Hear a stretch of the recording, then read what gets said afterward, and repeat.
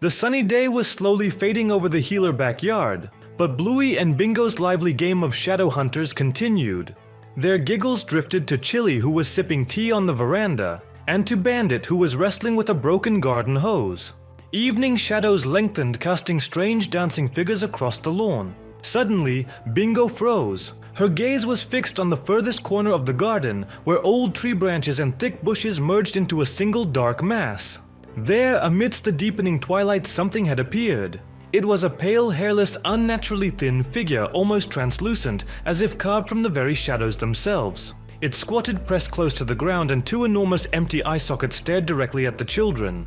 Bluey felt the fur on her neck prickle. This was unlike any animal they knew, unlike anything they had ever seen. It was wrong, alien. The figure didn't move, but its intense gaze felt physical, piercing through the distance, through the bushes, right into their souls. The sensation of being watched was all-consuming. Bandit, noticing his frozen daughters, approached, squinting. He peered into the spot they indicated but saw only old leaves and an overturned garden gnome. "There's nothing here, girls," he said, picking up the gnome. Bluey and Bingo exchanged uneasy glances.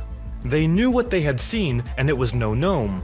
The entire evening passed under a cloud of unspoken unease. The girls kept glancing out the window, trying to discern something in the darkening garden. When they finally went to bed, Bluey pressed close to Bingo. Both felt an inexplicable cold seeping through the walls of the house. Deep in the night, Bluey woke up. The room was engulfed in an icy chill, even though the window was tightly closed. She barely opened her eyes and saw it. The same figure was sitting in the corner of the room right by their bed. It squatted, its long thin limbs oddly bent, and its huge dark eyes were fixed on Bluey. Fear paralyzed Bluey. She couldn't move, couldn't make a sound.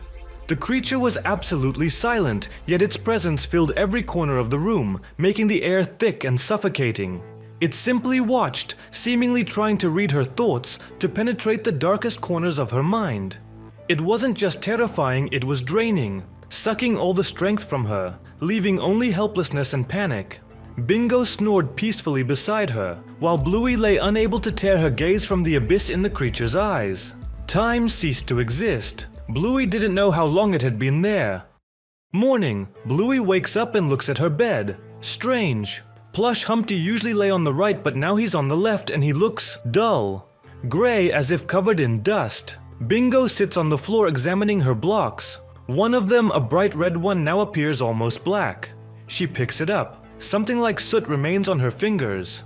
Bingo frowns. What's this?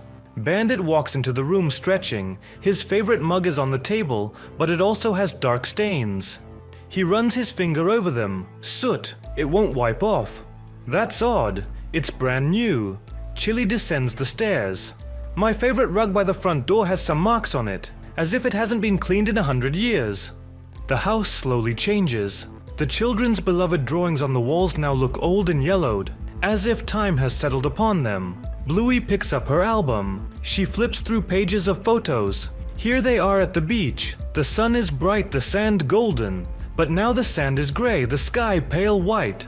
Their parents' faces when they laughed have become blurry. Mum, Dad, we were here, weren't we? Chili looks at the photograph. Were we? Of course we were. I remember that we were. But somehow, I can't remember exactly how. Bandit shrugs. It was a long time ago, I suppose. Things get forgotten. The family sits down for breakfast. Bluey tries to recall how they played chef yesterday. She remembers the laughter, Dad's jokes, but the details slip away. Her parents' faces become increasingly indistinct in her memory. Bingo tries to talk about her new favorite game. We played hide and seek with someone, I don't remember. Her voice sounds uncertain. New stains appear on their favorite toys. The toys look old, worn, as if they've been used for decades. But they're quite new. At night, Bluey wakes up. The house is silent, too silent. Even the usual night sounds are absent. She looks at the wall. Where their family collage once hung, there is now just an empty gray wall. Not just empty. It's as if it had never been anything else.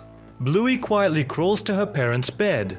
Bandit and Chili are sleeping. Their faces are calm, but there's no trace of joy in them. Their expressions are empty, as if wiped clean. Bluey softly calls, "Mom, Dad." They don't answer. Bluey begins to cry. She looks at her paws. Gray, blurry stains appear on them too. She runs to the mirror. Her own reflection becomes increasingly dim. She can barely make out her eyes. She forgets beloved games, forgets Bingo's laughter, forgets Dad's hugs, forgets the warmth of Mum's hands. The house sinks into a deep gray silence. Everything becomes uniform, featureless, empty. Bluey stands in the middle of the room. She no longer remembers why she is there. She no longer remembers who she is. Around her there is only a silent, rusty void.